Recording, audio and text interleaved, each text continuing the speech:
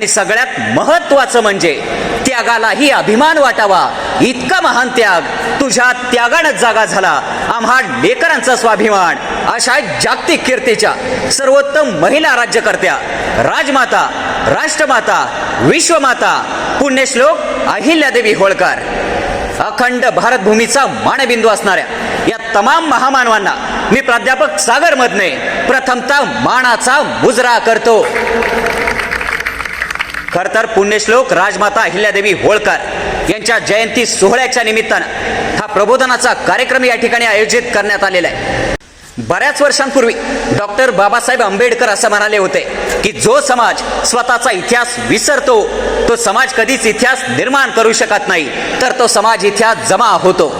अहिल्यादेवींचा लोककल्याणकारी इतिहास जमा करण्याचं पाप याच देशाच्या मातीमध्ये घडत आलं आणि एका हातामध्ये शस्त्र आणि दुसऱ्या हातामध्ये शास्त्र घेऊन फार मोठा पराक्रम गाजवणाऱ्या अहिल्या मातेचा केवळ शिवपिंड हातात घेतलेला फोटो दाखवून त्यांना केवळ धार्मिकतेच्या चौकटीमध्ये बंदिस्त करून टाकलं। अरे हिमालयापेक्षाही जास्त उंचीचं शौर्य आणि पराक्रम होता अहिल्या मातेचा। हळूहळू त्याला सह्याद्री एवढं करत करत आता एखाद्या टेकडी एवढं करून सारा इतिहास गायब झाला आमच्या डोळ्यासमोरून। बांधवांनो, पुराणामध्ये गौतम ऋषींची पत्नी असणारी अहिल्या आमच्या घराघरापर्यंत पोहोचली, पण या देशाच्या मातीमध्ये एक दोन नाही तर तब्बल 29 वर्ष एक स्त्री असताना सुद्धा आदर्श राज्यकारभार करणारी पुण्यश्लोक अहिल्या माता मात्र अजूनही आम्हाला समजलेल्या दिसत नाहीत। पुराणातल्या अहिल्याला ऋषीनं शाप दिला, तिचा दगड झाला आणि प्रभू श्रीरामचंद्रांच्या पायाच्या स्पर्शानं तिचा उद्धार झाला की नाही मला माहित नाही, पण अहिल्यादेवी होळकरांच्या कार्याच्या पदस्पर्शानं रामासहित सगळ्या देवांचा उद्धार झाला हे मात्र आम्हाला विसरून चालणार नाही। ज्या पद्धतीनं छत्रपती शिवाजी महाराज हे पुरुषांमधले जगात सर्वोत्तम राजे होते, अगदी त्याच पद्धतीनं पुण्यश्लोक अहिल्यादेवी होळकर या स्त्रियांमधल्या जगाच्या पाठीवरच्या सर्वोत्कृष्ट महिला राज्यकर्त्या होत्या। हा अहिल्या मातेचा इतिहास आहे। मग प्रश्न उभा राहतो की कशी होती अहिल्यादेवींच्या जन्मावेळची परिस्थिती, कशा घडल्या अहिल्यादेवी होळकर। असं म्हणतात की ज्या ज्या वेळी या सृष्टीमध्ये अन्याय अत्याचार आणि अधर्माचा जन्म होईल ना त्यावेळी या सगळ्यांना संपवणारी एक व्यक्ती या मातीमध्ये जन्माला येईल आणि तेच घडलं होतं। 31 मे 1725 साली आताच्या अहिल्यानगर जिल्ह्यातल्या चौंडी या गावी मराठी वतनदार माणकोजी शिंदे पाटील आणि सुशीलाबाई यांच्या पोटी धनगर कुटुंबात एक कन्यारत्न जन्माला आलं। ज्या कन्येच्या तेजानं साक्षात सूर्यही लाजला। मोठ्या आनंदानं याच कन्येचं नाव अहिल्या असं ठेवण्यात आलं। ही तीच अहिल्या जिनं सत्याचा मंत्र वापरून विकासाचं तंत्र या देशाच्या मातीमध्ये राबवलं। ही तीच अहिल्या जिनं चूल आणि मूल या समाज व्यवस्थेच्या बेड्या तोडून एका स्त्रीचं सामर्थ्य काय असताना हे जगाला दाखवून दिलं।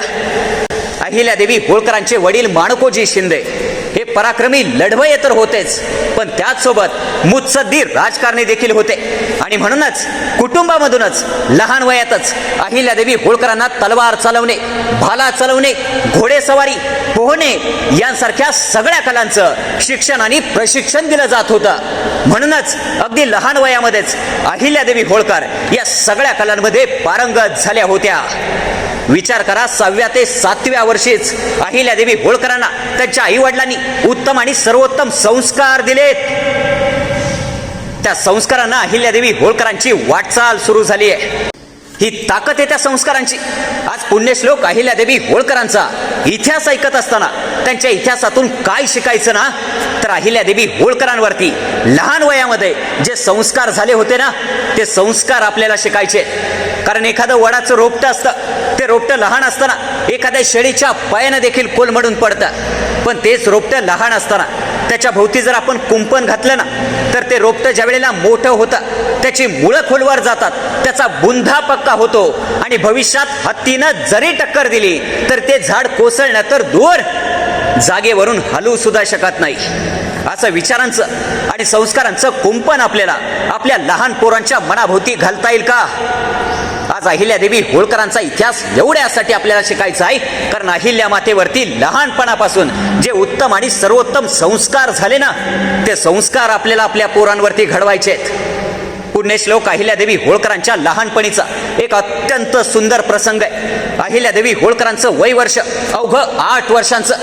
गावामध्ये असणाऱ्या महादेवाच्या मंदिराच्या समोर नदीच्या काठावरती अहिल्या माता आपल्या 7-8 वर्षांच्या लहान लहान मैत्रिणींना सोबत घेऊन वाळूपासून आणि चिखल मातीपासून एक शिवपिंड तयार करत होत्या.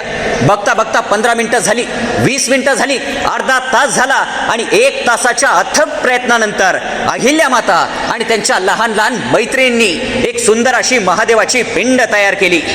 पण त्याच वेळेला दुरून 2 घोड्यांच्या टापांचा आवाज ऐकू येऊ लागला. 2 घोडेस्वार सुसाट वेगानं घोडे दौडत त्यांच्याच दिशेने येत होते. ज्यावेळी त्या लहान मुलीने पाहिलं की समोरून 2 घोडे सुसाट वेगानं धावत आपल्याच दिशेने येत आहेत, त्यावेळी अहिल्यादेवींच्या सोबत असणाऱ्या लहान लहान मैत्रिणी प्रचंड घाबरल्या, त्या ठिकाणावरून पळून निघून गेल्या.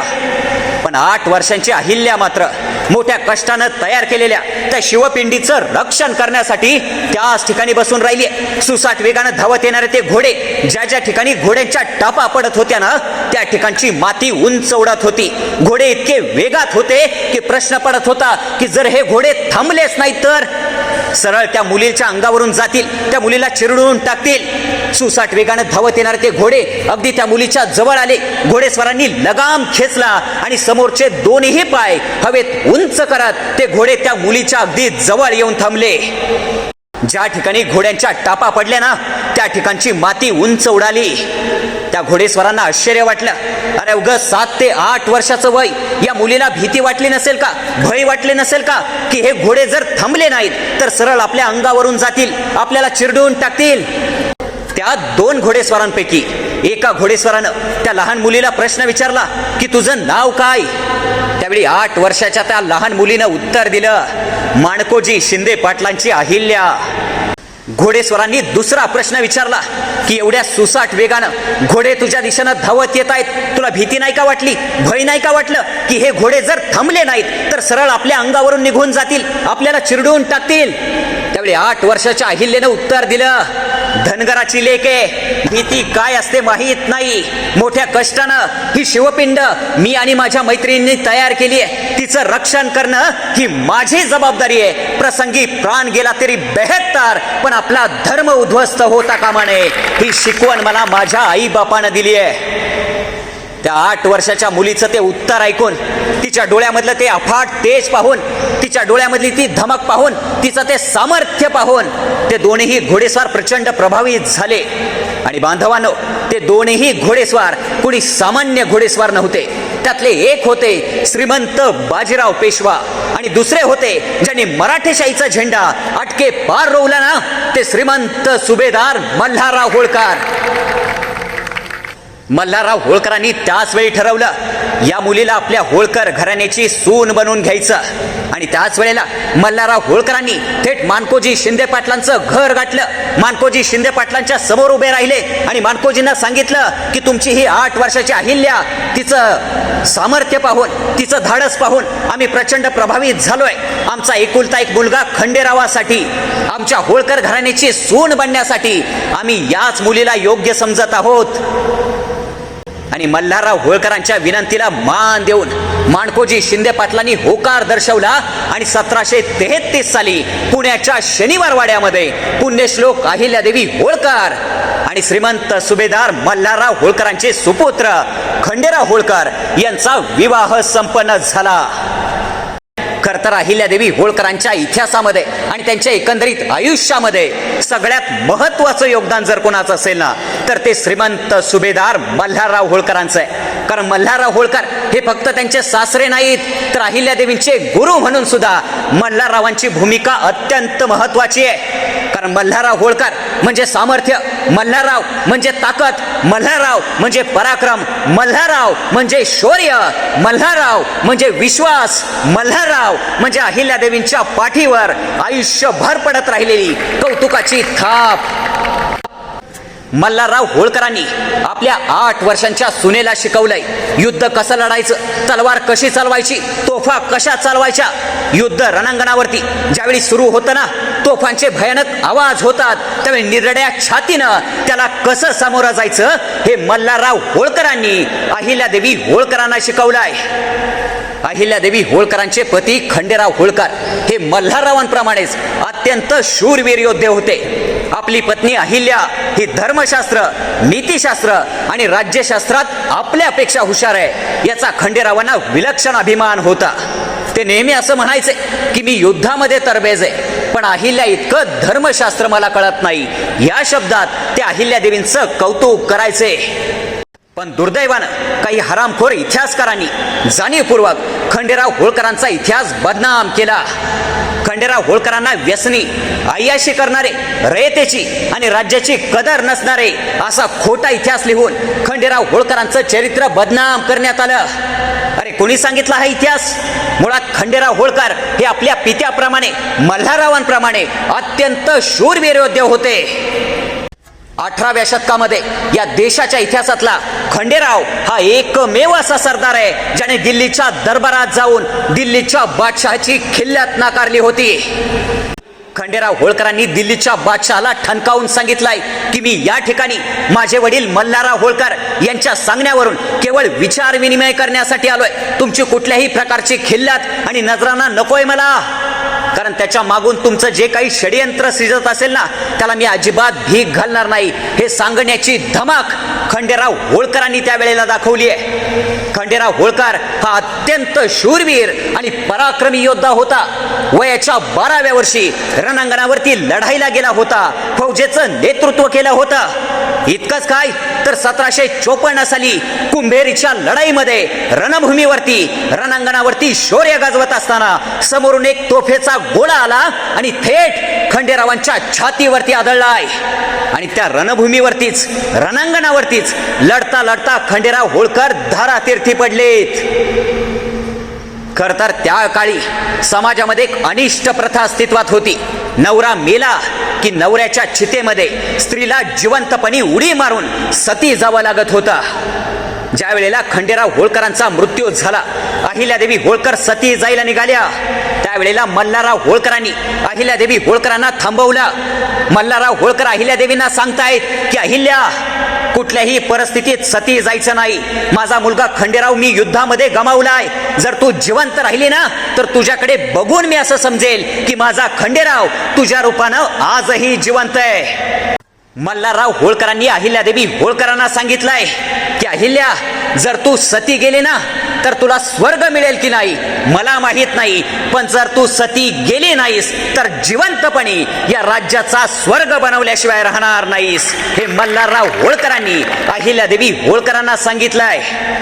आणि मल्हारराव होळकरांच्या शब्दाचा मान ठेवून अहिल्यादेवी होळकर त्यावेळी सती गेल्या नाहीत आणि समाजातली स्त्रियांवरती अन्याय करणारी अमानुष सती प्रथा सुद्धा लाथाडण्याचं काम पुण्यश्लोक अहिल्यादेवी होळकरांनी केलंय. अहिल्यादेवी होळकरांचा मुलगा मालेराव होळकर यांच्या इतिहासात सुद्धा जाणीवपूर्वक कल्पोकल्पित गोष्टी रंगून त्यांचा इतिहास बदनाम केला जातोय. म्हणजे मागच्या काही वर्षामध्ये आम्हाला सांगण्यात येतंय की पुण्यश्लोक अहिल्यादेवी होळकरांनी स्वतःच्या एकुलत्या एका मुलाला मृत्यूदंड दिला होता. म्हणजे एक दंतकथा असे सांगितले जाते की अहिल्यादेवी होळकरांचा मुलगा मालेराव होळकर राज्यामधून रथ घेऊन फिरत होते. त्यांच्या रथाच्या चाकाखाली एक गाईचं वासरू आलं. ते वासरू चिरडलं गेलं. ज्यावेळी ही वार्ता अहिल्या मातेच्या कानावरती पडली ना त्यावेळी अहिल्यादेवी होळकरांनी स्वतःच्या एकुलत्या एका मुलाला मृत्यूदंड दिला होता. अशी एक खोटी दंतकथा सांगितली जाते. वास्तविक पाहता या गोष्टीला कुठलाही ऐतिहासिक पुरावा नाही. अरे घटना घडलीच नाही तर पुरावा असेल कुठून? म्हणजे लहान पोरांच्या गोष्टीच्या पुस्तकामधली एक गोष्ट उचलावी, ती अहिल्यादेवी होळकरांच्या इतिहासाला चिटकवावी आणि हाच खरा इतिहास असं जगाला ओरडून सांगावं, हे षडयंत्र मागच्या बऱ्याच वर्षापासून या देशाच्या मातीमध्ये शिजतंय. मुळात पुण्यश्लोक अहिल्यादेवी होळकरांचा मुलगा मालेराव होळकर हा अत्यंत बुद्धिमान, चाणाक्ष आणि हुशार होता. दुर्दैवानं कमी वयात आजारपणामुळे मालेराव होळकरांचा मृत्यू झाला. पुण्यश्लोक अहिल्यादेवी होळकरांनी स्वतःच्या मुलाला अजिबात मृत्यूदंड दिला नाही, हाच त्यांचा खरा इतिहास आहे. पण दुर्दैवाने या महाराष्ट्राच्या मातीमध्ये कुठलेही ऐतिहासिक पुरावे न पाहता कुणीतरी उचललेली एक कथा, कुठेतरी ऐकलेली एक कथा थेट अहिल्यादेवी होळकरांच्या इतिहासाला चिटकवली आणि अहिल्यादेवींनी स्वतःचा मुलगा मारला असा खोटा इतिहास पसरवला जातोय. हे षडयंत्र आपल्याला हाणून पडावं लागेल. पुण्यश्लोक अहिल्यादेवी होळकरांचा खरा इतिहास महाराष्ट्राच्या समोर आणावा लागेल. अरे होळकरांनी हे राज्य कुणाची गुलामगिरी करून मिळवलेलं नाही, तर तलवार गाजवून होळकरांच्या पराक्रमी वारसदारांनी हे राज्य उभं केलंय. अगदी काश्मीरच्या नंदनवनापासून ते मलयगिरीच्या चंदनवनापर्यंत आणि काटेवाडपासून कलकत्त्यापर्यंत अखंड भारतामध्ये पुण्यश्लोक अहिल्यादेवी होळकरांनी 16,000पेक्षा जास्त मंदिरांचा जीर्णोद्धार केला. स्वतः अहिल्या मातेनं हजारो नवीन मंदिरं बांधली, नद्यांवरती घाट बांधले, धर्मशाळा बांधल्या, अन्नछत्र उभी केली. पण एवढं सगळं लोकहिताचं कार्य अहिल्या मातेनं केलं, त्यासाठी राज्याच्या खजिन्यातून पैसा घेतला नाही, लोकांकडून गोळा झालेला कराचा पैसा वापरला नाही. तर अहिल्यादेवी होळकरांनी हे जे काही कार्य केलं ना, त्यासाठी जो पैसा वापरला तो स्वतःच्या खाजगी संपत्तीतून वापरला. होळकरांच्या राज्याचं एक वैशिष्ट्य होतं, ज्या पद्धतीनं मासाहेब जिजाऊंचा खाजगी संपत्ती कोश होता, छत्रपती संभाजी महाराजांच्या पत्नी महाराणी येसुबाई राणी साहेबांचा खाजगी संपत्ती कोश होता, अगदी त्याच धर्तीवरती मल्हारराव होळकरांनी आपली सून असणाऱ्या अहिल्यादेवींचा स्वतंत्र खाजगी संपत्ती कोश तयार केला होता. आणि पिढ्यानपिढ्यापासून जी खाजगी संपत्ती आहे ती व्यक्तिगत वापरासाठी अहिल्यादेवींच्या संपत्ती कोशात ठेवली होती. स्वतः ब्रिटिशांनी असं लिहून ठेवलंय की अहिल्यादेवींच्या संपत्ती कोशामध्ये असणारा खाजगी खजिना हा त्या काळी 15 कोटींचा होता.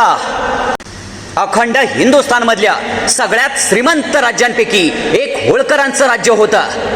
पण असं असताना सुद्धा अहिल्या मातेनं जी मंदिरं बांधली, मंदिरांचा जीर्णोद्धार केला, नद्यांवरती घाट बांधले, अन्नछत्र उभी केली, हे सगळं लोकहिताचं कार्य केलं, त्यासाठी राज्यातला पैसा वापरला नाही, तर हे सगळं कार्य स्वतःच्या खाजगी संपत्तीतून केलंय. हा अहिल्या मातेचा इतिहास आहे. जगात आतापर्यंत सगळ्यात जास्त कौटुंबिक संकट जर कोणत्या राज्यकर्त्यावर आली असतील ना, तर ती पुण्यश्लोक अहिल्यादेवी होळकरांवरती आलीत. कारण अहिल्यादेवींच्या हयातीतच नवरा खंडेरावांचं निधन झालं, सासरे मल्हारराव होळकरांचं निधन झालं, मुलगा मालेरावाचं निधन झालं, जावई यशवंत फणसेंचं निधन झालं. राज्य करू शकेल असा करता पुरुषच घरात उरला नाही. अशा वेळी एकट्या अहिल्यादेवी होळकरांनी स्वतः राज्य करण्याचा निर्धार केला. पण आपल्याकडे म्हणतात ना, चांगल्या कामात मांजरांपेक्षा माणसंच जास्त आडवी जातात. ज्यावेळी अहिल्यादेवी होळकरांनी स्वतः राज्यकारभार करण्याचा निर्णय घेतला, त्यावेळी गंगोबा चंद्रचूड नावाच्या दिवानानं राघोबा पेशव्याला एक पत्र लिहिलं. त्या पत्रात तो लिहितोय, होळकरांच्या राज्याचा कोणीही वारस जिवंत राहिलेला नाही, बाई एकटी आहे, आबला आहे, आक्रमण करून तू हे प्रचंड वैभव असणारं होळकरांचं राज्य बळकावून घे. आणि आल्या संधीचा फायदा घेण्यासाठी तात्काळ 30,000ची फौज घेऊन राघोबा पेशवा होळकरांच्या राज्यावर चाल करून आलाय. पण अहिल्यादेवी होळकरांची दूरदृष्टी बघा. अहिल्यादेवी होळकरांनी अगोदरच आपल्या राज्यातल्या स्त्रियांना शस्त्रास्त्र चालवायला शिकवली, लढाईचं प्रशिक्षण दिलंय आणि 5,000 सैनिक स्त्रियांची स्वतंत्र फौज तयार करून ठेवलेली. अखंड हिंदुस्थानच्या इतिहासामध्ये स्त्रियांची स्वतंत्र फौज तयार करणारी पहिली महाराणी म्हणजेच पुण्यश्लोक अहिल्यादेवी होळकर होय. पण केवळ तलवार हाती असून चालत नाही, तलवारीबरोबर बुद्धिचातुर्य सुद्धा असावं लागतं. होळकरांच्या राज्यावर चाल करून आलेल्या राघोबा पेशव्याला अहिल्यादेवीने एक पत्र लिहिलं आहे. मी एक आबलाबाई असं समजू नका. खांद्यावरती भाला टाकून रणांगणात उभी राहील ना, त्यावेळी प्रचंड जड जाईल तुम्हाला. माझ्या पूर्वजांनी खुशमस्करी करून हे राज्य मिळवलेलं नाही, तर तलवार गाजवून हे राज्य उभं केलंय. माझे राज्य हिरावून घेण्यासाठी आपण सैन्य घेऊन आलात, पण तुमची ही इच्छा मी कदापि पूर्ण होऊ देणार नाही. माझ्या आधिपत्याखाली तयार केलेली स्त्रियांची फौज तुमच्याशी युद्ध करेल. जर मी हरले ना, तर कुणीही नावं ठेवणार नाही. पण जर तुम्ही हरलात ना, तर एका महिलेकडून हरलात म्हणून तुम्हाला जगात तोंड दाखवायला जागा उरणार नाही. या गोष्टीचा विचार करून मगच लढायला या. ज्यावेळी हे पत्र राघोबा पेशवेनी वाचलंय ना, अहिल्यादेवींचे कणखर शब्द ऐकून राघोबा तिथंच गार पडलाय. आपली 30,000ची फौज घेऊन अहिल्यादेवी होळकरांना शरण आलाय. शत्रूला रणात पराभूत करण्याऐवजी पहिल्यांदा मनात पराभूत करायचं असतं, कारण मनात पराभूत झालेला शत्रू रणात उभाच राहू शकत नाही. हे मानसशास्त्र अहिल्यादेवी होळकरांना अवगत होतं. पुण्यश्लोक अहिल्यादेवी होळकर या जगाच्या इतिहासातल्या एकमेव अशा राज्यकर्त्या आहेत की ज्यांनी कधीही सिंहासनावर बसून राज्यकारभार केला नाही. तर अहिल्या मातेनं 29 वर्ष राज्यकारभार केला, तो एका पांढऱ्या घोंगडीवरती बसून. आत्ताच्या आपल्या राज्यकर्त्यांसमोर अहिल्या माता फार मोठा आदर्श ठेवून गेल्यात. कारण आपल्याकडे आमदार खासदार तर सोडाच, पण साधा ग्रामपंचायतला सरपंच जरी निवडून आला ना तरी त्याला बसायला महागड्या खुर्च्या लागतात, ग्रामपंचायतमध्ये चांगलं फर्निचर लागतंय, फिरायला महागड्या गाड्या लागतात, घालायला ब्रँडेड महागडी कपडे लागतात. त्या सगळ्यांसमोर अहिल्या मातेनं फार मोठा आदर्श ठेवला आहे की बाबांनो, हा राज्याचा पैसा आहे, हा लोकांचा पैसा आहे, तो लोकांच्या कामासाठीच खर्च झाला पाहिजे. हा विचार अहिल्यादेवी होळकरांनी दिलाय. आणि असं अजिबात नाही की अहिल्या माता सिंहासनावरती बसू शकत नव्हत्या. त्या काळी हिंदुस्थानमधल्या सगळ्यात श्रीमंत राज्यांपैकी एक होळकरांचं राज्य होतं. पण असं असताना अहिल्या मातेनं कधीही त्या संपत्तीचा उपभोग घेतला नाही. अरे राज्याची संपत्ती तर सोडाच, पण स्वतःचा खाजगी पैसा सुद्धा अहिल्या मातेनं लोकांच्या कामासाठी खर्च केला. हा अहिल्या मातेचा उदात्त विचार आहे. तीर्थक्षेत्रांच्या विकासामध्ये अहिल्यादेवी होळकरांचं योगदान फार महत्वाचं आहे. कारण या देशामधल्या 12 ज्योतिर्लिंगांचा जीर्णोद्धार हा पुण्यश्लोक अहिल्यादेवी होळकरांनीच केला आहे. बांधवांनो, विचार करा, परकीय आक्रमकांनी उद्ध्वस्त केलेलं अयोध्येतलं राम मंदिर मागच्या वर्षी नव्यानं उभा राहिलं. जनतेमध्ये प्रचंड उत्साह निर्माण झाला. लोकांना एवढा आनंद झाला की अक्षरशः घरावरती गुढ्या उभारल्या, दिवाळी साजरी केली. जगभरातल्या हिंदूंची अस्मिता असणारं एक राम मंदिर इतक्या वर्षांनी नव्यानं उभारलं गेलं, याचा आम्हाला एवढा आनंद झाला. विचार करा, पुण्यश्लोक अहिल्यादेवी होळकरांनी या देशाच्या मातीमध्ये 16,000पेक्षा जास्त मंदिरांचा जीर्णोद्धार केला. स्वतः अहिल्या मातेनं हजारो नवीन मंदिरं बांधली. त्यावेळी या देशामध्ये काय वातावरण असेल, त्यावेळी लोकांमध्ये काय उत्साह असेल, नुसती कल्पना केली ना तरी अंगावरती काटा उभा राहतो. या देशाच्या कानाकोपऱ्यामध्ये पुण्यश्लोक अहिल्यादेवी होळकरांचं योगदान आहे. या देशातल्या कुठल्याही तालुक्यात जा, कुठल्याही जिल्ह्यात जा, पुण्यश्लोक अहिल्यादेवी होळकरांनी केलेल्या कार्याच्या पाऊलखुणा आजही त्या ठिकाणी पाहायला मिळतील. म्हणून इतक्या वर्षानंतर आजही आपण म्हणतोच ना, या देशात असं गाव नाही जिथं माझ्या अहिल्या मातेचं नाव नाही.